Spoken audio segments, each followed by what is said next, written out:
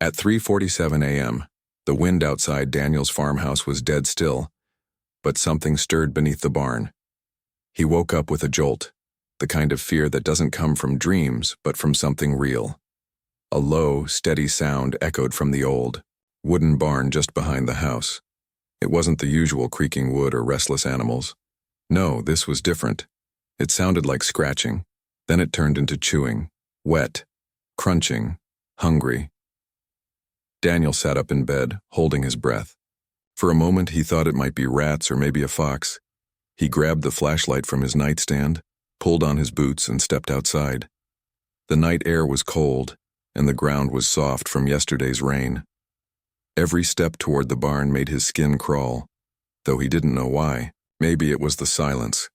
Even the crickets had gone quiet. The barn door was shut, but something inside was moving. He placed a hand on the wooden latch. It felt warm, too warm for the cold night. With a slow breath, Daniel pushed the door, open. What he saw made him freeze in place. The animals, 2 cows, a goat, and 3 chickens were gone. There was no sign of a struggle, no broken wood, no feathers or fur scattered around. Only blood, thick dark pools of it on the barn floor, and in the center where the goat stall used to be was a hole. Not a small one either. It was wide enough for a grown man to crawl into. The edges were rough, like the earth had been chewed through. Bits of wood and rock were scattered around it. Then came the whisper. At first, Daniel thought someone was behind him. He spun around. No one. But the whisper came again. This time clearer. Hungry. It wasn't a voice, he recognized. It sounded thin, like wind through dead leaves. But there was something else behind it. Something alive. Daniel stumbled back from the hole, his flashlight shaking in his hand. When the beam passed over the barn wall, he saw something that made him choke on his breath. Small black shapes, bugs maybe, clung to the wood. Hundreds of them, no, thousands. They didn't scatter when the light hit them. They just watched. Their eyes, if they had eyes, shined like oil in the beam. He ran, all the way back to the house, locked the doors, closed every window. The next morning he told his parents. They thought it was a prank. Cows don't just vanish, Daniel, his dad said, frowning. His mother thought maybe it was a cougar or wolves, but no animal made holes like that, and no animal whispered your name. That night, Daniel didn't sleep. He waited until everyone was in bed, then grabbed the cheap security cameras he'd ordered online a few months ago. He set one up on the barn's roof, another inside facing the hole, and one more on a tree near the back, just in case. By 2 a.m., the farm was quiet again. At 3:12 a.m., the barn camera caught movement. Daniel watched from his laptop, sweat running down his neck. The feed was shaky, grainy, but he could see the hole. Something was coming out of it. First, long black legs, then a wet, shiny body. It looked like a spider, but much bigger, dog-sized maybe. Then another came out, and another. They moved like they had too many joints, skittering and jerking, crawling up the barn walls and hanging from the rafters. Then something happened that made Daniel slam his laptop shut. One of the creatures stopped. Slowly, it turned toward the camera. It tilted its head, or what looked like its head. Then it crawled directly toward the lens. Right before the feed cut out, the thing looked into the camera, and Daniel saw something that made his stomach twist. A face. Not fully human, not fully insect, but something in between. Its eyes were hollow, but it was smiling. The screen went black. Daniel didn't sleep at all. When the sun came up, he went back to the barn. The hole was still there, bigger now. The walls were coated with a sticky black substance that smelled like rot and metal. None of the cameras were where he left them, except one. The tree cam was lying on the ground face up. Someone, or something, had placed it gently there. The footage was still recording, and for exactly 5 seconds before the battery died, it showed something Daniel would never forget. Dozens of creatures standing around the barn, perfectly still, not moving, just standing, watching the house, waiting. Daniel backed away slowly, not daring to look directly at the woods. He didn't know what they were. He didn't know what they wanted. But something deep inside him told him the truth. They were still hungry, and they weren't done with him yet. For the next 2 days, Daniel stayed inside the house. He didn't go near the barn. He barely spoke to his parents. Every time he looked out the window, he expected to see those things crawling across the fields. But there was nothing, just the quiet sound of wind moving through empty trees. Then the town's water stopped running. His mom turned on the faucet and nothing came out. His dad went outside to check the pipes but found nothing wrong. "Might be something in town," he said. "Maybe the main line broke." Daniel listened, but he didn't speak. He had a bad feeling. Later that evening, Daniel saw a news post on his phone. It was short. 3 utility workers had gone missing. They had been sent to check the underground pipes near the woods just outside town. The police found their truck, the back doors open, and tools lying on the ground. No signs of struggle. No blood. Just gone. Except one thing. The workers' uniforms had been found folded neatly by the open manhole, boots lined up beside them, their name tags placed on top. Like someone had undressed them with care. Like someone was copying how humans behave but didn't fully understand why. Daniel felt cold. That night, he couldn't sleep again. The whispers came back. This time not from under the barn, but from the walls of his room. He sat up in bed and held his breath. There it was again, a quiet voice just behind the wallpaper. A strange, thin whisper. Still hungry? He pressed his ear to the wall. His heart pounded. Behind the wall he heard movement, like legs, tiny, fast legs, crawling. He jumped back. That morning, Daniel noticed something strange outside his bedroom window. Flies, hundreds of them, sitting perfectly still on the glass. They didn't buzz, they didn't move, just watched. Later, it wasn't just flies. There were spiders crawling along the ceiling, ants forming patterns on the floor, bees sitting in rows on the porch railing. But they didn't behave like normal insects. They were quiet, focused, organized. They were watching him. Daniel tried to tell his parents again, but they didn't believe him. His mother swatted at a fly and said, "It's just the season, bugs are everywhere." But Daniel knew. This wasn't normal. That night he locked his bedroom door and placed a chair under the handle. He turned on every light. He kept his phone, in his hand, flashlight app open. He didn't care how crazy it seemed. He knew something was coming, and it wanted him to let his guard down. At 2:41 a.m., the power went out. Total silence. Total darkness.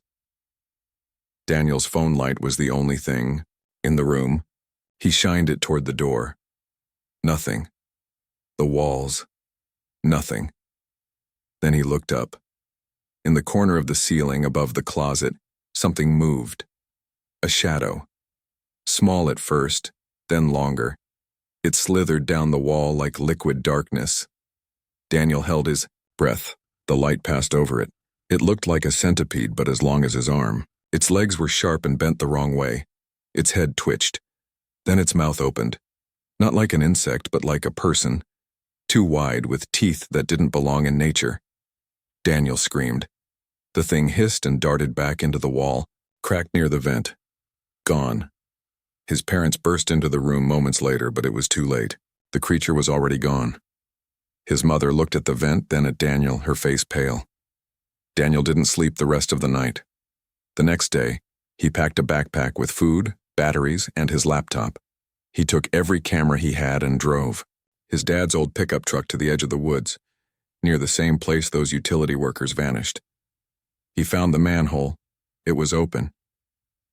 Daniel placed a camera near the edge, pointing down into the dark tunnel. Then he climbed onto the hood of the truck and waited. All night. At 3:10 a.m. movement. The camera blinked to life. Something was crawling up from the darkness. Daniel watched on his laptop as two insect creatures rose slowly from the tunnel. They didn't come out into the open. They just looked around, sniffing the air, tapping the ground with their legs like they were listening. Then one of them looked at the camera. Again, it moved toward it. But this time, it didn't destroy the lens. It leaned in.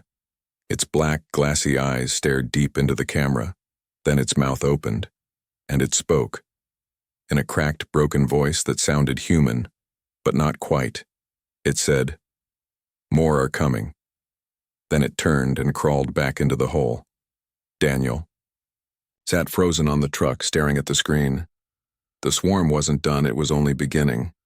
The next evening, Daniel returned home, but something felt wrong the moment he stepped inside. The house looked the same, quiet and normal. But the air felt heavier, like the walls were holding a secret. His mother greeted him with a tired smile, but her eyes looked distant. His father didn't say much, just nodded. It was like they were there, but not really there. Daniel sat at the dinner table, trying to act normal, though every bite of food felt like gravel in his mouth. His mother asked him how the truck was running. His father asked about the barn, but their voices didn't sound right. There were strange pauses between words, like they were searching for the next sentence, like someone pretending to be them. Later that night, Daniel lay in bed, unable to sleep. The whispering had started again, but now it was louder, clearer. And this time, it was using voices he recognized. His mother's voice drifted from the vent. "Daniel, come down to the kitchen." But he had just seen her go to sleep an hour ago. He knew her voice. He knew how she said his name. This, wasn't it? This voice was close, but too smooth, too calm. He didn't move. A minute later, his father's voice came from the hallway. "Hey, son, come outside. I want to show you something." Daniel slowly got up and tiptoed toward the door. He didn't open it.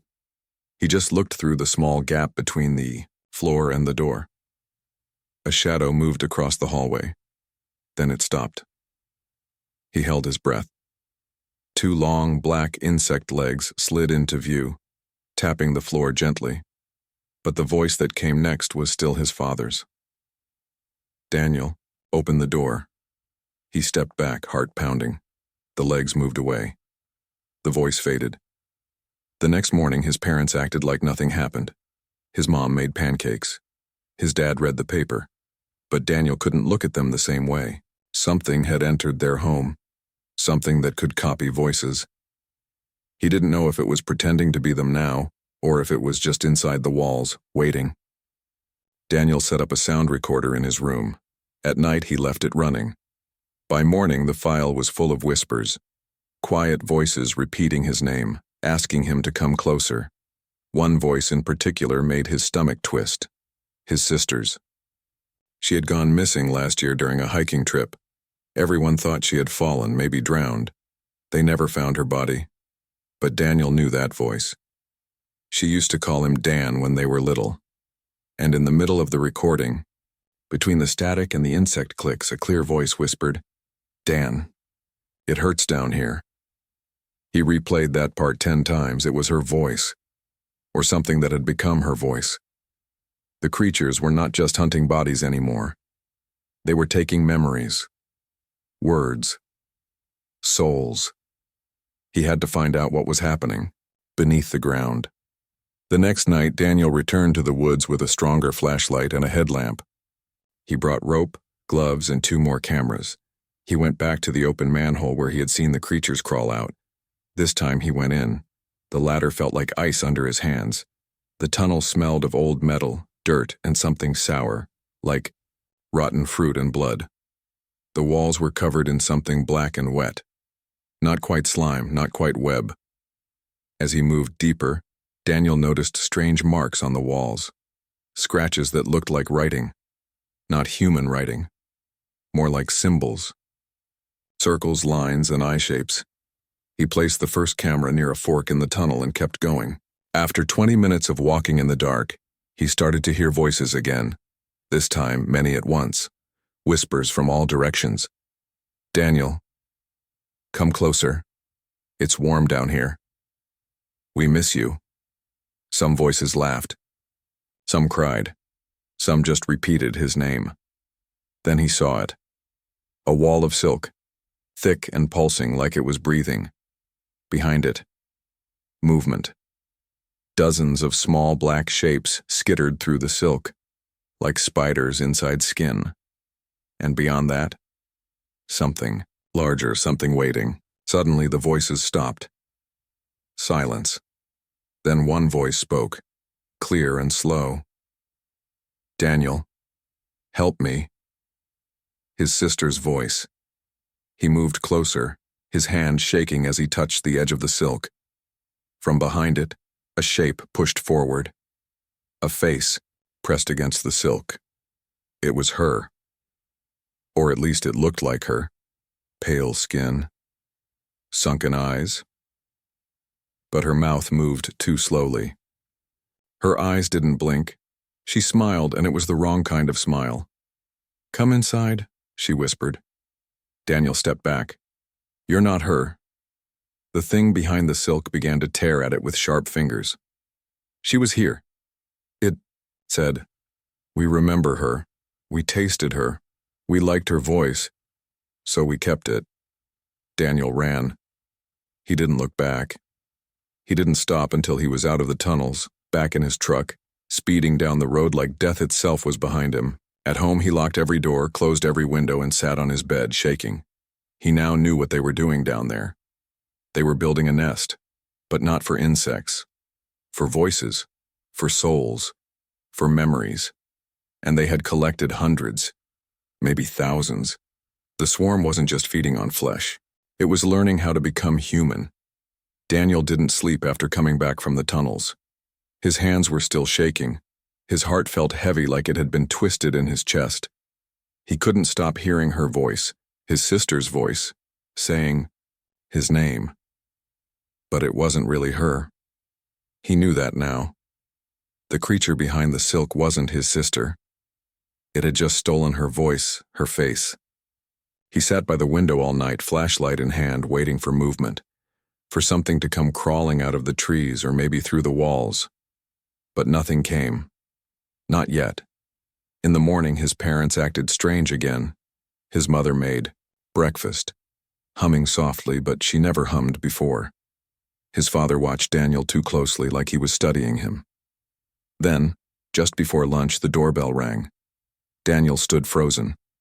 They never had visitors out here, not this far from town. His father slowly turned to him and said, "Why don't you get the door?" His voice sounded wrong again, just a little off. Daniel opened the door carefully. Standing there was a girl, a young woman, mud-covered jeans, scratches on her arms, hair messy. His sister. She was breathing hard, like she'd been running. "Daniel," she gasped. "It's me. It's really me." He stepped back in shock. "No, you're not real. I saw you in the tunnel. You're dead." Tears filled her eyes. "I escaped. I was down there for so long, but I got out. I swear it's me." Behind him, his parents stood completely still, watching. "Let her in," his mother said softly. "She's home now." But Daniel didn't move.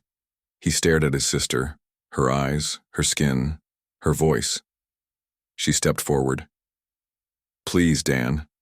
Don't you remember the summer we got stuck in the treehouse? You cried until Dad got a ladder." That was true. No one else knew that story.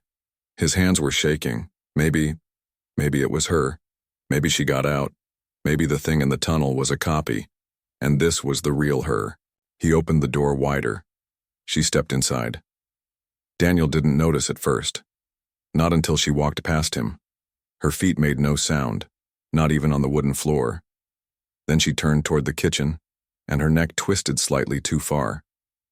Like, her bones didn't understand how to move like a real person. She smiled at their parents. "It's good to be home." Daniel froze. His mother and father didn't even blink. That night, Daniel hid a camera in the living room. He had to be, sure. He left it running and pretended to sleep. At 2:55 a.m., he checked the feed. What he saw made his blood run cold. His sister stood alone in the kitchen, her back facing the camera. Then her spine split open. Thin black legs unfolded from her back like a spider stretching after sleep. Her head dropped forward, hanging limp like a puppet. From her chest, a mouth opened. A second mouth, with sharp, needle-like teeth. She whispered softly, her voice layered with many others. "He still believes." Then she turned slowly, too slowly, and looked directly at the camera. She smiled, again.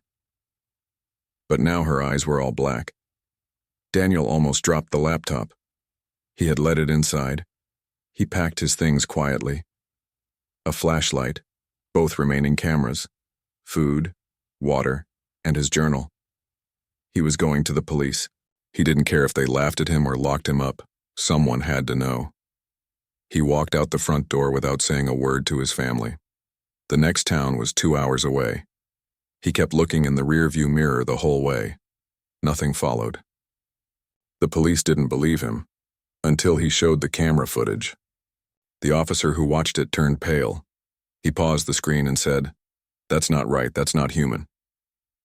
Within hours, they sent someone to investigate. But when they arrived at the farmhouse, the place was empty. No parents, no sister. No signs of struggle, except for one thing. The words scratched into the wall by the front door. "She's wearing your sister's face." Daniel was taken to a hotel that night for safety. But safety didn't exist anymore. Not for him. Not for anyone. Because when he woke up the next morning, there were ants in his mouth. Alive. Crawling slowly out, one by one. And written on the bathroom mirror in something dark and sticky were the words, "We are already inside." Daniel fell to his knees. The swarm had followed him. It wasn't just in the barn anymore. Not just underground, it was everywhere. And it had learned how to smile. Daniel didn't tell anyone about the ants. He tried, but the words wouldn't come out. Maybe it was fear. Maybe it was something else. Like the swarm had already touched his mind and made it harder to think clearly. He left the hotel before noon saying he needed air. The truth was he didn't feel safe around anyone. Not anymore. Not after what he saw in his sister's eyes. That thing wearing her face. He drove without a destination. Just away. The road stretched long through empty fields and gray skies. His phone kept losing signal. The radio only played static. Once a voice came through for half a second, whispering, "He knows too much." Daniel turned it off. By late afternoon, he found a small diner by the highway. One car parked outside, lights flickering inside. He stepped in. An old waitress looked up. She smiled, but Daniel didn't smile back. "You all right, honey?" she asked. He didn't answer at first. He just looked around. Only one other customer. A man in a hoodie sitting in the back, staring at a black and white TV. Daniel sat at a booth near the window. The waitress brought coffee. "You look like you've seen a ghost." "I've seen worse," he said softly. She looked at him carefully, then nodded. "You're not the first." Daniel looked up. "What do you mean?" She leaned closer. Her voice dropped. "They've been coming through here.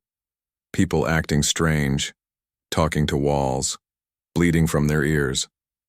One man said he couldn't stop hearing his dead wife singing lullabies from inside the drains." Daniel stared at her. "Some of us remember how the world used to be," she continued, "before the swarm started copying us. You're not crazy. You're just awake." "How do you know about the swarm?" Daniel whispered. The waitress smiled sadly. "Because I had a daughter once, and now she comes home every night, but she died 10 years ago." Daniel's hand shook. "You're not alone," she said. "Others have seen it too. Survivors. We're scattered, hiding, but we talk when we can, on the shortwave radios. The swarm doesn't understand those. Yet?" Daniel leaned in. "How do I find the others?" The waitress slid a napkin across the table, an address written in red ink. Go there. Ask for Jonah. He remembers more than any of us. But be careful. The swarm follows memory. If you think too hard about someone you lost, they'll wear that face to get close. Daniel nodded slowly. He left money on the table and walked out. The man in the hoodie never looked up. But as Daniel got into his truck and drove away, he glanced into the diner's window. The man was now standing, his face pressed against the glass. No eyes, just smooth skin. But it smiled. Daniel didn't stop driving until nightfall. He reached the address the waitress gave him, a small, broken church deep in the woods. No lights, no sound. He knocked 3 times on the heavy wooden door. Nothing. Then a small panel slid open near eye level. A voice whispered, "What's inside a memory?" Daniel paused. He thought of the barn. His sister. The whisper in the vent. He answered, "Something hungry." The door opened. A man stood inside, thin, gray-haired, eyes sharp with paranoia. "You're Daniel," he said. "I heard your name on the static." Daniel stepped inside. The place was filled with old radios, wires, maps, and photographs. Pictures of missing people. Some were crossed out, others had question marks. Jonah lit a candle and pointed to a wall covered in drawings. "The swarm doesn't just feed on bodies," he said. "It collects voices, faces, memories. But it doesn't understand what it copies. That's why sometimes it gets it wrong." Daniel stared at the drawings. One showed a creature with 3 human faces on one head. Another showed insects crawling out of a phone. Another showed a person screaming into a mirror while their reflection smiled back. Jonah continued, "When it takes someone, it leaves behind something broken. A gap. And sometimes that gap echoes. That's the sound you've been hearing in the walls." Daniel stepped closer to one picture. It was of a woman crying black tears while bugs crawled from her mouth. "I think it has my sister," Daniel whispered. Jonah didn't look surprised. "It takes what you love. That's how it gets inside." Daniel turned to him. "How do we stop it?" Jonah shook his head. "We can't. Not yet. But there's one thing it fears. Pure human memory. Pain it can't copy. Emotion that's too deep to fake." He handed Daniel an old tape recorder. "Your voice. Your real story. Tell it. Record it. The deeper your truth, the harder it is for the swarm to mimic you." Daniel held the recorder tightly. That night he sat alone in the back of the church, pressing record. "My name is Daniel," he said, "and something below the earth is wearing my sister's face." He didn't know if it would help, but it was the only weapon he had. And as he spoke, the walls began to whisper. But this time, they weren't whispering his name. They were whispering his words back to him, trying to learn them, trying to become him. The swarm was listening. Daniel didn't sleep that night. He sat by the small window of the church, holding the recorder close, listening to the wind. But it wasn't wind. It was whispering. Thin voices riding the cold air, repeating his name like a prayer. "Daniel. Daniel. Come back to us." The whispers weren't coming from the forest. They were inside the church, in the walls, in the wood, inside the wires. Jonah lit every candle he had. "They know you're here now," he said. "They heard your recording. They don't like truth." Daniel looked at him. "Why does it want me?" Jonah's eyes didn't blink. "Because you still remember who you are." Most people, Jonah explained, forget slowly. After the swarm touches them, memories fade like smoke. Faces get blurry. Dreams feel more real than waking life. And then, one day, they look in the mirror and something else is staring back. "It doesn't eat you," Jonah said. "It becomes you. Bit by bit." That night, Daniel played back the recording he made earlier. His own voice filled the church. "My name is Daniel. My sister is gone. Something beneath the ground is wearing her face." It whispered in her voice. It laughed like her, but it wasn't her. It couldn't be. He listened carefully. At first it sounded normal. But then, something changed. His voice on the tape began to stutter. Words rearranged. The pitch bent, twisted. Then a second voice came in. Too close. Too soft. Almost touching the ear. "We are learning you." Daniel dropped the recorder. Jonah smashed it with a hammer. "They got into the tape," he growled. "They can do that now." Suddenly, a loud crash echoed from the roof. Both men froze. Jonah grabbed his shotgun. Daniel took the flashlight. Another crash. This time something slid across the rooftop, like claws scraping metal. Jonah pointed to the cellar. "Down. Now." They locked themselves below the church, where radios buzzed quietly in the dark. Daniel noticed something on the wall. New. Writing. But no one had been down here in hours. It said, "He is almost ready." Daniel backed away. "What does that mean?" Jonah didn't answer. He was staring at an old, flickering radio.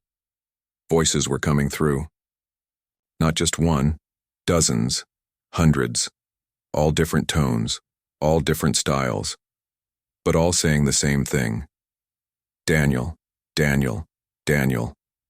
They turned the radios off, but the voices didn't stop. Now they were coming from the wood, from the stone, even from inside Daniel's head. He pressed his hands over his ears. It didn't help.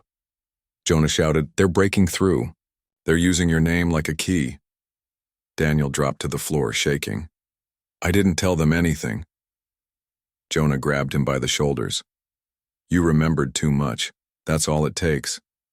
Your memories are too strong. It's pulling them in." Upstairs, glass shattered. Something had entered the church. They could hear slow, wet footsteps above them. Then, a voice. His sister's. "Dan, it's me. I'm scared." Daniel's eyes filled with tears. Jonah shouted, "That's not her." But then another voice joined hers. His mother's. "Sweetheart, are you down there? It's cold." Then his father. Then friends from school. All voices Daniel hadn't heard in years. All of them calling for him. One by one. Jonah's hands started shaking. He looked at Daniel. "They're using everything. Everything you love." Daniel stood up slowly. "Then I won't listen." He picked up the last unbroken radio and turned it on. Full volume. Loud static blasted into the cellar. The voices tried to push through, but the sound buried them. For a moment it was chaos, then silence, and then a new voice. This one was deep, calm, not like the others. It said, "You can't hide, Daniel. Not from what remembers you." The radio sparked, then died. Jonah was pale. That wasn't just a mimic, that was one of the first ones. Daniel blinked. "What do you mean?" "There's a deeper swarm," Jonah whispered. "Older, wiser, the ones that created the hive. They don't want food. They want identity. They want to replace us perfectly." Daniel asked, "How do we stop them?" Jonah handed him a book, handwritten pages, full of notes, diagrams, memories. "This is my mind," Jonah said. "Take it. Add your truth to it. Keep it moving. As long as we write, as long as we remember, they can't fully take us." Daniel opened the book. The first page read, "If you're reading this, you're still human." The last page was blank. Daniel took a pen and began to write. Above them, silence returned, but they knew it wouldn't last. The swarm had learned his name, and soon it would learn his face. The old church was quiet again. Too quiet. Daniel sat in the candlelight staring at the blank pages of Jonah's journal. His hand shook as he wrote the words. "They are wearing my sister's face. They speak with my dead friend's voice. But they don't feel. They don't remember like we do." Jonah paced the room, rechecking the radios. All of them were off now, but the static still rang in their ears. It wasn't just in the machines anymore. It had entered them, leaking, into their heads like smoke under a door. Jonah looked at Daniel. We don't have much time. When they learn your face, it's over. Daniel frowned. Then what happens? Jonah hesitated. They take your place, fully. Your memories, your habits, your walk, your laugh. You disappear, but no one notices. Not even your mother, because the copy is perfect. Daniel felt sick. They had to move. Staying in one place only gave the swarm more time. Jonah packed food, batteries, the last working flashlight, and a handheld radio with no microphone. We can listen. But we can't speak anymore, he warned. Every word we say they store. They practice it. They sharpen it like a knife. Daniel placed the journal in his backpack. The last page now had one more sentence. I am still me. The forest outside was cold and silent. Too silent. Not a single insect. Not a bird. Just the sound of leaves moving under their boots. They followed the old hunting trail Jonah remembered from years ago. It led to an abandoned ranger station with steel doors and no windows. They could hide there maybe for a few days, but halfway through the forest, Daniel stopped. He saw something between the trees, not moving, just standing. A woman, pale skin, long black hair. His breath caught in his throat. Mom? Jonah grabbed his arm. Don't look at it. The woman took a step forward. Her mouth didn't move, but her voice whispered across the air like a radio signal. You forgot my birthday, Daniel. He turned his head sharply. That's not her. My mom never said that. The creature stopped walking. The voice flickered, like bad reception. Then it laughed, a harsh, broken sound like glass being stepped on. Jonah pulled Daniel away, and they ran. They didn't stop until they reached the ranger station. It looked untouched, but the locks were broken. Inside, the power still worked. Jonah checked each room while Daniel covered the windows with old blankets. Then something strange happened. The radio, turned off, batteries removed, began to glow red. Jonah stared at it, horrified. That's not possible. The radio turned on by itself, no static, just silence. Then a single voice came through. Daniel's own voice. I'm tired. I don't want to run anymore. Jonah looked at him. You didn't say that, did you? Daniel shook his head. No, I thought it, but I never said it. They both backed away from the radio. It spoke again, this time with the voice of Daniel's best friend from school, Zach, who died in a fire 2 years ago. Why did you leave me, man? The voice asked, calm and soft. We were supposed to get out together. Daniel turned pale. They're pulling from my memories, private ones, stuff no one else could know. Jonah's voice cracked. They've broken the last wall. They're in your mind now. The lights flickered, the power died, and outside the station, footsteps, dozens, hundreds. Jonah pointed to the cellar beneath the ranger station. Go, they locked themselves below in total darkness. The only sound was their breathing, and the faint scratching above. Then something began to speak. Not from the radio, from the walls. I see you, Daniel. I wear your smile. I've watched your dreams since you were 6. I remember more than you do. Daniel fell, to his knees, covering his ears. It's lying, it's lying. Jonah turned on the last candle. We still have one thing it can't take. Daniel looked up. What? Our pain. Jonah grabbed a nail and carved something into the concrete floor. Daniel leaned forward to read it. Remember the real. The scratching above stopped. Silence again.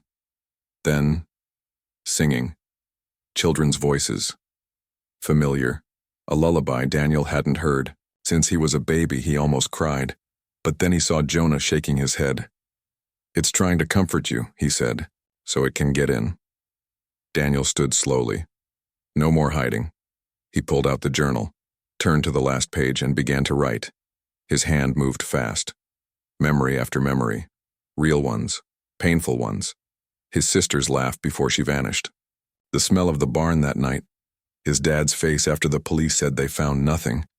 Jonah whispered, as long as we write the truth, it can't fully become us. But then the candle flickered. The basement door opened. A shadow fell. Over the stairs. Daniel gripped the pen tighter. Because now, It wasn't just speaking, it was wearing his face. The shadow at the top of the stairs didn't move, it just stood there, breathing slowly. Daniel looked up from the journal and saw a face staring down. His face. The same eyes, same hair, same tired look. But something was wrong. The smile was too wide. The skin didn't move right, like it had been stretched over something that didn't fit. Jonah didn't move. He held the last candle like a weapon. "It found you," he whispered, "but it still doesn't understand you." The copy of Daniel took one slow step down the stairs, then another. Its voice echoed across the room, sharp and hollow. "You wrote so much. All those memories. All that pain." It tilted its head. "Let me carry it for you. You don't need to remember anymore." Daniel backed away, holding the journal to his chest. "You're not me." The thing blinked once like it didn't understand. Then it smiled again. "I can be. I already feel like you. I already sound like you. Just let me finish becoming you." Jonah stepped in front of Daniel.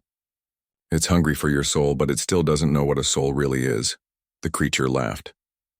"A soul is just memory, thought, pattern. I have all of that now." "No," Daniel said softly. "A soul is the pain that changes you." The thing froze. For the first time, it looked confused. Daniel opened the journal. "Do you want to be me?" he said. "Then read this." He held out the last pages. They were full of broken words, crying letters, and real memories. The kind that hurt to write. The night he screamed in the woods, thinking it was his sister. The morning he found his dog dead, torn apart. The time his mother forgot his name and blamed him for things he didn't do. The thing took the journal. It opened it. Read silently. Then it began to shake. Smoke hissed from its eyes. The skin on its face began to melt. "These feelings. This pain," it rasped. "This is not survival, this is suffering," Jonah whispered. "That's what being human means." The creature screamed, not in fear, in confusion, like a broken machine that couldn't fix itself. It dropped the book, turned, and crawled back up the stairs faster than it came. As it reached the top, its voice changed again. First Daniel's voice, then his sister's, then his mother's, then 100 more, all echoing at once. Too much, too much, too much. And then it was gone. Daniel fell to the floor, breathing hard. The air felt clean again, like the weight pressing on his chest had lifted. Jonah picked up the journal and handed it back. "You fed it something. It couldn't digest." Daniel smiled weakly. "My soul." They didn't stay in the ranger station, it was no longer safe. The hive might still be alive underground, but Daniel had something it couldn't copy. His truth. His pain. His self. They walked until morning. When they reached the road, a truck passed by. The driver stopped, stared at their tired faces, and said, "You boys okay?" Daniel nodded slowly. "We are now." He didn't tell the man what really happened. He didn't have to. Some things weren't meant to be believed, just remembered. Years later, Daniel lived alone in a cabin far from town. He still kept the journal, now full from cover to cover. He wrote in it every day, every time he forgot something small, a sound, a smell, a nightmare, he wrote it down. Because if the swarm ever came back, it wouldn't find him empty. It would find a man full of real memories, of scars, of truth. Sometimes at night the radio would turn on by itself. Static. Then silence. Then a voice he didn't recognize asking, "Are you still you?" Daniel would smile, close the journal and whisper, "Yes, and you'll never be." Because some things, even a perfect swarm can't swallow, and the human soul is one of them.